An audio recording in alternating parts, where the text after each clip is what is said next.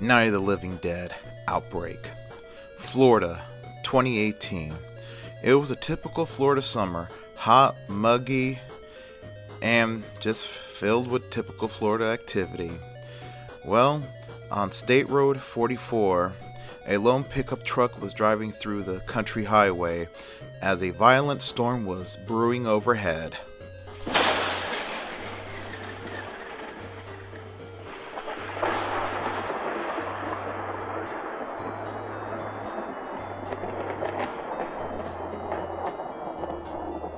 The driver of this truck was a young man in his mid-30s. His name was Andrew Rutherford, known as Andy to his friends. Well, as he was driving in his Ford F-150 that was fully loaded, he sees a young woman hitchhiking. She was standing on the side of the road, thumbing for a ride. Andy knew better to pick up a hitchhiker, but with this storm brewing, and she was really the only one out there in the middle of nowhere, he goes against his best judgment and pulls up to her.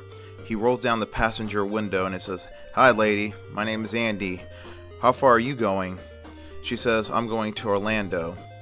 Well, Andy says, "Well, I'm going to Orlando too. Why don't you come in? It's not good for you to be out here when the storm brewing. You're the only tall object out here," he says. The lady says thanks. She opens the passenger side door and gets in. She closes the door and shakes Andy's hands, introducing herself to him. She says, "My name is Amanda Harriman. I'm from Seattle. I was born and raised in Orlando, but I moved to Seattle some years back. I'm coming here to visit my mom, but there was a snag in the travel plans and, well, you see where I'm at," she says. Andy says, "No, I'm on my way back from Crystal River. I was going there for some weekend R&R. But my weekend is up, so I have to head back to the city." He lets out a slight smile. Amanda lets out a slight smile too. And Andy puts the truck in gear and drives off. Well, she opens her purse and shows Andy a .38 caliber weapon. And she says, "Andy, I know you look like a good guy, but if you try anything stupid with me, I'm not afraid to use this." Andy looks at Amanda's gun and says, "Oh no, I will never try anything stupid with you." Then he says to her, "You better not try anything funny with me because I could hurt you too." Well, Amanda says, "I'm glad that me and you agreed on something." So she went to ask him the standard question, where is he from? And, what does he do for a living? In which he responds that he works for a ad company that makes ads for magazines and all that stuff. Amanda says, "That's pretty interesting," she says. Amanda was a young woman with jet black hair, blue eyes. She was in her late 30s. And she was very attractive. Andy was thinking in his mind, if he played his cards right, he probably can, have a little quick one-nighter or even a long-lasting relationship with her. Then Andy asks her the round of questions, what does she do for a living? Where does she live at? In which Amanda replies, "Oh, I'm a detective for the police department in Seattle. I moved to Seattle a couple of years ago. It's the kind of place I want to live in," she says. "It's nice, it's liberal, it's green." Andy says, "Well, I really feel safe now. I got a police lady in the car." Amanda lets out a smile and a little giggle. "You're funny, Andy," she says. Then she asks Andy, "You don't mind if I put on the radio and listen to some music?" Andy responds to her and says, "Sure, if you can get the stupid thing to work." Amanda was like, "What do you mean, get the stupid thing to work?" "I don't know what's going on with the radio," says Andy. "I've tried to fiddle with it. Nothing's coming in the FM and AM stations, and XM's also on the fritz." Amanda turns on the radio and starts turning the dials, but there was nothing but static.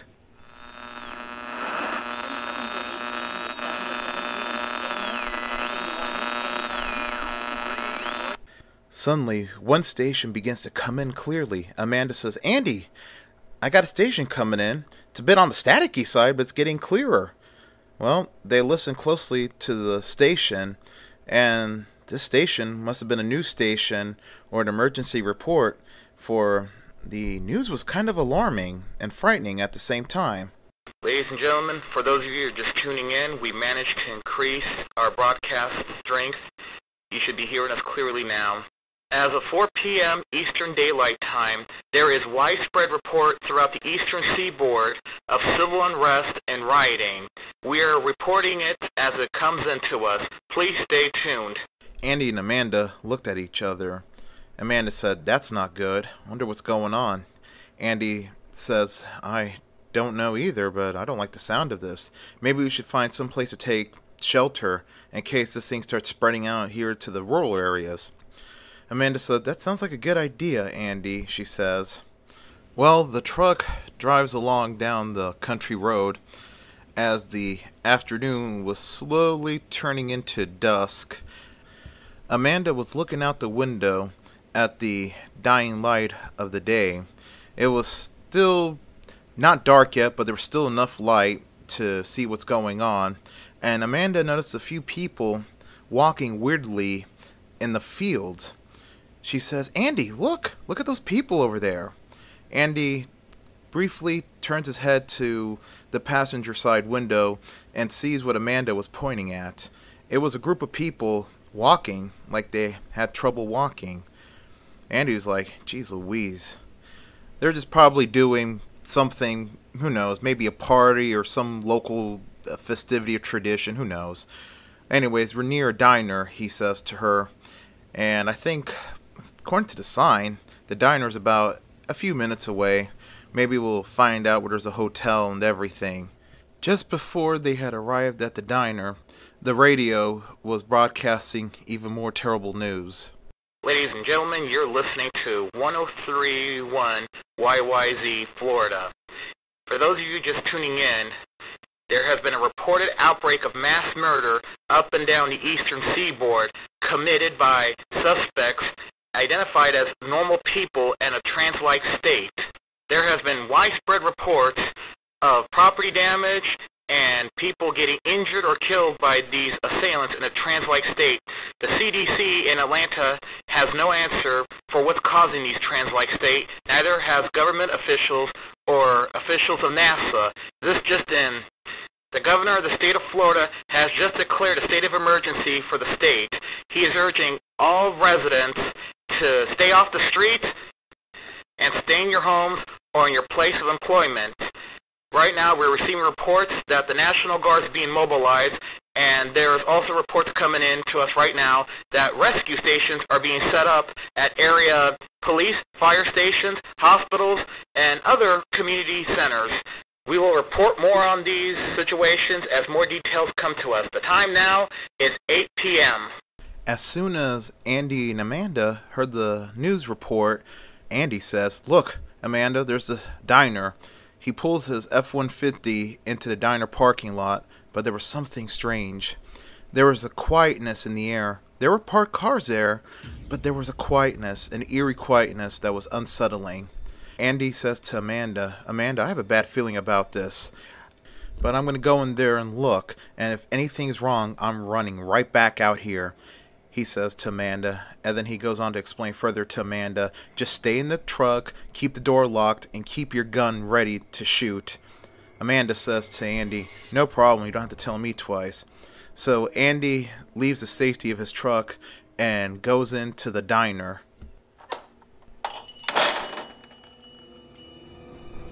Andy screams, "Hello? Is anybody here? Hello? There's something going on, and the radio told us to find shelter right away." Suddenly, Andy looked around and noticed that the diner looked like a war zone inside. Chairs were knocked over, tables were knocked over. There was even some blood on the floor. Andy had a bad feeling. He says, "Oh God, what's going on?" Suddenly, Andy heard a bizarre noise. It sounded like something was munching on something.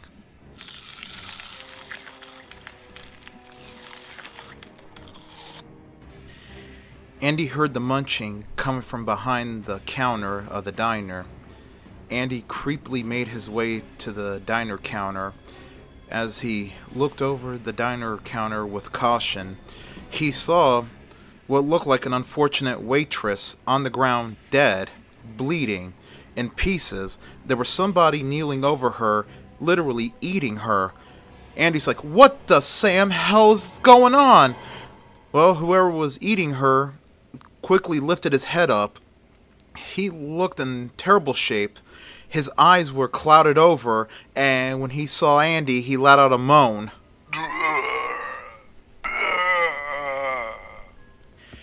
Andy darted for the exit of the diner. Meanwhile, outside in the parking lot of the diner, Amanda was sitting, listening to the chilling radio report, when all of a sudden, a man who was really messed up slammed his face against the passenger side window of the pickup truck, smearing blood all over it, freaking out Amanda.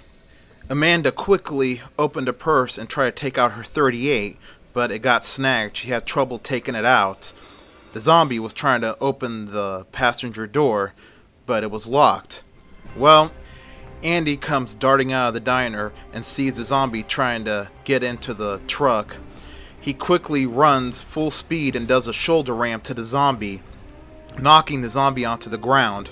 Well, as the zombie was slowly trying to get back up, Andy heard the shuffling or the dragging of feet coming from not too far off from where he was standing.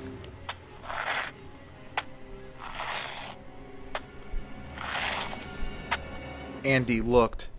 It was about 4 of them, right under a lone street light as they were emerging from the darkened roadway. 4 zombies, hurriedly trying to shamble towards him. Andy quickly ran into his truck, slammed the door, and started it up. He throws his truck into reverse and peels rubber as he backs out of the parking space. Then Andy throws the truck on drive and floors it. As he was about to leave the parking lot, there were 2 more zombies ahead of him. As the headlights of his truck shined on them, Andy proceeded to run them both down. Andy says to Amanda, "We have to make it to the nearest town and find shelter." That was no trans-like state. I've seen enough horror movies to know zombies when I see one. Amanda's like, "I figured that the same way thing too, but it couldn't be. The dead can't come back to life and attack the living." Well, Andy says to Amanda, "They are, and we just got lucky we got out of there." Andy looked at his gas tanks like, "Ah, dang it." Amanda's like, "What is it, Andy?" Andy's like, "Damn it, I'm low on fuel. We need to find fuel quickly, or else we're going to be broken down in the middle of nowhere in the middle of a zombie infestation." Amanda's like, "Oh, great. That's what I need. That's what I just need." Suddenly, Andy sees a Sunoco station up ahead. Andy's like, "Oh, thank God. Sunoco station. Let's do it." He pulls his truck into the Sunoco station. The Sunoco station looked like the diner, but this time the windows were shot out at the food mart, and there were blood on the concrete outside. Andy says to Amanda, "Stay in the truck. Let me see if the pumps are working." Andy gets out and looks at the pumps. The pumps were locked. He then signals Amanda to roll down the window. Amanda rolls down the window and she asks, "What's going on, Andy?" Andy says, "The pumps are locked, Amanda. I'm going to have to go into the station. Hopefully there's no zombies in there. I'll be right out," he says. Well, Andy runs into the food mart, and as soon as he gets into the food mart, oh, it was a bloodbath in there. Looks like somebody shot a few of the zombies there, and also looks like the zombies had a feast before they were shot. Andy runs behind the counter, and sure enough, there was the gas station attendant. He was dead, but not by the zombies. It was suicide. He shot himself. It looked like he was bit by one of them, and that's why he shot himself. Then Andy proceeded to pull out the 1911 out of the dead clerk's hands. Then he goes over to the gas pump mechanism and opens all the gas pumps. Well, he runs outside. Amanda quickly steps out of the truck and she says, "Andy, what's going on in there?" Andy says to Amanda, "Just like what happened in the diner. It was a bloodbath, but the pumps are open." He says to her, "Amanda, I'm going to fuel up. I need you to cover me. Keep your eyes peeled." Amanda says, "No problem, Andy." Well, Andy grabs the gas pump and starts pumping gas into his truck. Amanda, armed with her .38, looked around. utilizing her police training, she kept her eyes peeled and looked for anything that moved. And as Andy neared completion of filling up the truck, Amanda heard something coming from the back of the food mart. Her gun drawn and prepared, she carefully walked over to see what was that munching. As she headed over to the side of the food mart by the propane tank, she saw in horror what it was. It was a small group of zombies feeding on somebody.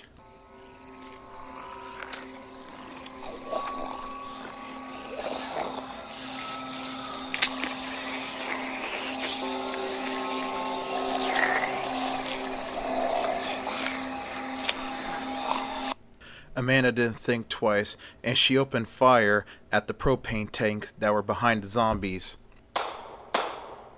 Well, the bullets hit the tank, and there was quite the explosion. Amanda was far away enough when she fired that shot that the explosion just sent her flying, but since she was in an adrenaline rush, she quickly got back up. But the zombies who were right in front of the propane tank were completely dismembered by the explosion. Well, but also the explosion destroyed half of the food mart. Andy had just got done feeling when he saw the fireworks show, and he begins to scream, "Amanda! Amanda! Where are you?" Amanda comes running like a bat out of hell from where the explosion originated from, and she screams, "Andy! Andy, let's get the hell out of here. This place is dead central."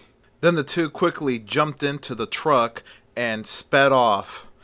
About a mile or two down the road, Andy could see in the rearview mirror the giant fireworks show that was behind them.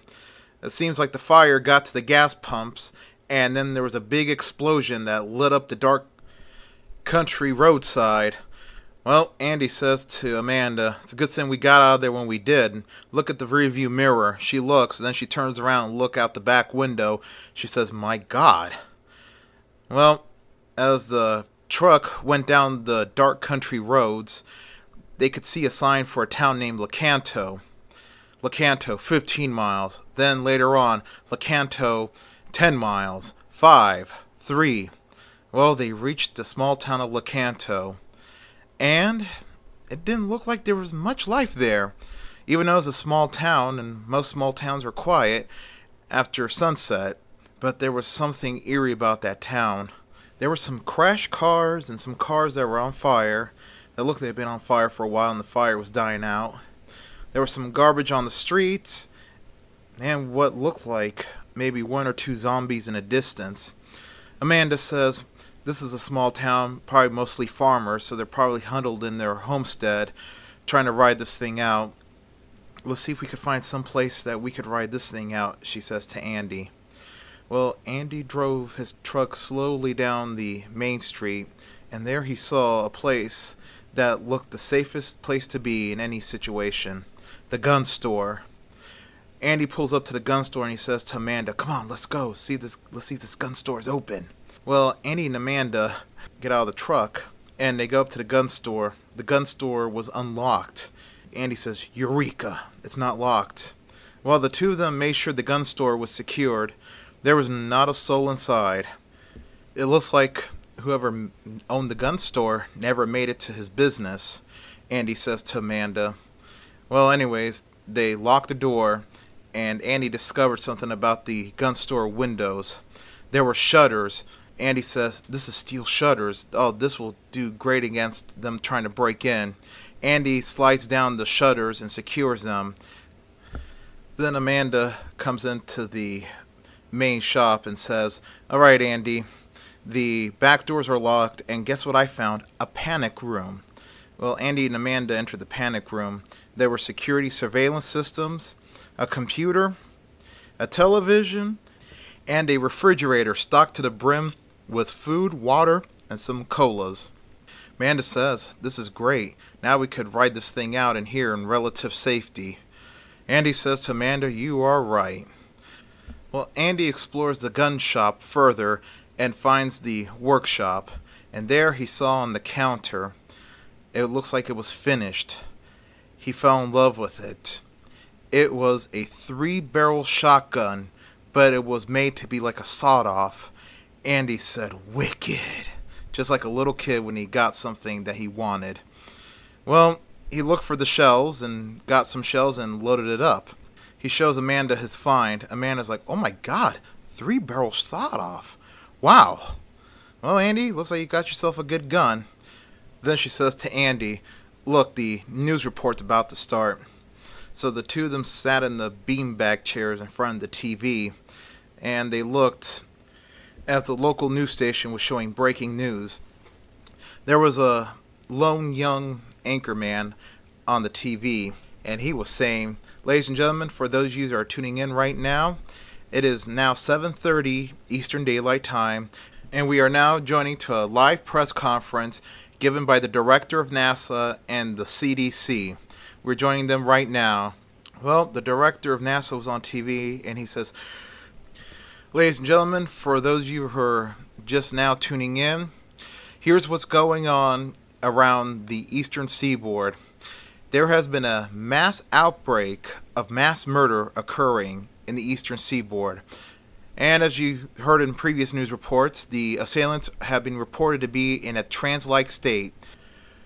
Then the director goes on, "We at NASA have reason to believe that this outbreak of these trance-like people may be caused by a space probe that we have recently lost. Over months ago, one of our space probe, the Venus probe, had come back to Earth mysteriously. We believed a yet unformed known of radiation had caused the probe to short out and head back to Earth. We know this is an unknown form of radiation, for the Venus probe was equipped with a new scope that could detect radiation of different bandwidth that are yet unknown to us. Well, this new form of radiation had completely inundated the Venus probe circuit. When we detected it, she was already about to crash to Earth. We had detonated it, but unfortunately, the probe was detonated in the middle atmosphere. We had been monitoring the progress of the radiation as it spread, and right now the radiation is at maximum increase level and it's slowly spreading westward. But we still can't draw any firm conclusion of the radiation from the Venus probe and this outbreak of mass murder. And right now turning it over to the director of the CDC. Well, the CDC director gets up and starts talking. He says that the CDC has ruled out any possibility of this phenomenon being caused by germs, viruses, or chemicals. As the CDC director kept on talking, Andy and Amanda had noticed that the rescue stations were being shown on the ticker scroll beneath the screen. They were noticing that the rescue stations were mainly at schools, fire stations, police stations, some hospitals, and community centers, or any big spaces that were available to be used by the government. Well, as the CDC director got done talking, they cut away back to the young anchor guy. And he says, "Well, ladies and gentlemen, you have just seen the director of NASA and the director of the CDC commenting. We'll report to you more as we get more results coming in from either departments." Suddenly, a hand comes off screen handing a printout to the young anchorman. Well, the young anchorman says, "Ladies and gentlemen, this just in. We are receiving reports from local area hospitals in and around the outbreak zones that Then the anchorman stopped reading. As he held a long pause, he quickly pulls out his glasses and puts it on. He says, "Ladies and gentlemen, we are receiving reports that the bodies of the recently dead are returning back to life and attacking the living." The anchorman shakes his head with disbelief and pulls off his glasses and says, "Ladies and gentlemen, I'm reading this correctly. We are receiving reports that the bodies of the recently dead are returning to life and attacking the living. These reports are coming in from areas of the outbreak, mainly local hospitals, funeral homes, and county morgues. But a scientist from Fort Worth, Texas says that this is preposterous and there's no such thing as the dead coming back to life, that this phenomenon had to be caused by the Venus probe radiation." Then Amanda turns to Andy and says, "Andy, I'm going to the ladies' room to look at my wounds." She then explains to Andy, I think the shock from the blast is wearing off, and I'm starting to feel a lot of pain. Well, Andy says to Amanda, if it's serious, tell me. We'll brave the zombies again and try to get you to a nearby rescue station. According to the television, there's a rescue station about 20 miles away from here at nearby Avernus. Amanda says to Andy, nah, it's not serious.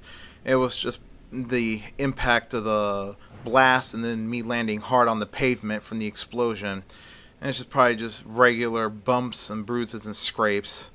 You know, I'm older too now, she says, so I'll tend to feel more of the pain than, let's say, 10 years ago. Andy says to Amanda, I understand that feeling. Well, Amanda goes off to the ladies' room and grabs a first aid kit along the way. Well, by 10 o'clock at night, the news report had changed, and the news report was saying, as of August 12th, 2018, the bodies of the recently dead are coming back to life and attacking the living. The cause of it is the Venus probe radiation. It has caused a mutation among the living population, and anyone who dies from anything, heart attack, car accident, gunshot, anything that causes death, the bodies will reanimate in 20 minutes.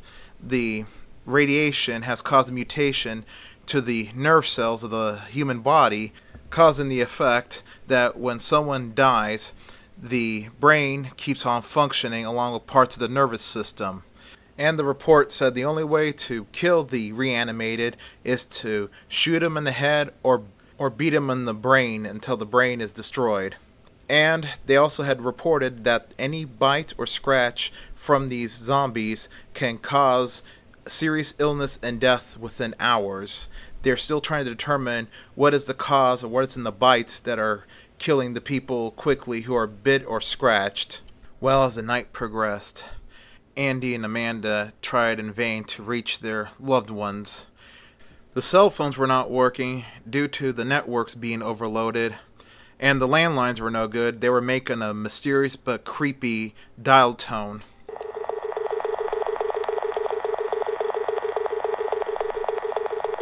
But at least the internet was still working, and Andy was looking at mysterious YouTube videos of people's encounter with the zombies and how they were disposing at the zombies and how they were fighting. By 1 a.m., the news was reporting that communities were forming militias and mob squads to clean out the zombie threat from their community. Most of these were led by sheriffs and police chiefs, along with officers and volunteers. Amanda says, Andy, maybe they'll come around here soon and we'll be free to go. Andy says, I hope so, Amanda, as he looked at the security cameras and they were showing a huge increase of zombies outside in the parking lot. Well, by 3 a.m., the zombies were numerous outside the store, and by 5 a.m., they've heard the noise of gunfires in the distance, and then by 6 a.m., they could hear helicopters flying over. Andy makes his way to the roof as he sees one of the helicopters flying over the town, shining its searchlights around the town square where the zombies were in huge numbers now. The pilot, spotting Andy in the searchlight on the roof of the gun store, radios his findings, and by 7 a.m., an entire militia consisting of the local sheriff, the farmers, and a few National Guardsmen come and clear out the town square of zombies. Amanda and Andy emerge from the gun store, relieved that they were rescued. They explain their situation, and the sheriff says, well, you're in luck, you two. Come on, said the sheriff. We're in need of able-bodied volunteers for our cleanup crew. Andy says, I'm in. Are you in, Amanda? Amanda says, I'm in. And the two joined the cleanup crew as they were cleaning out the countryside. But unbeknownst to them, this is far from over. Like and subscribe. The end.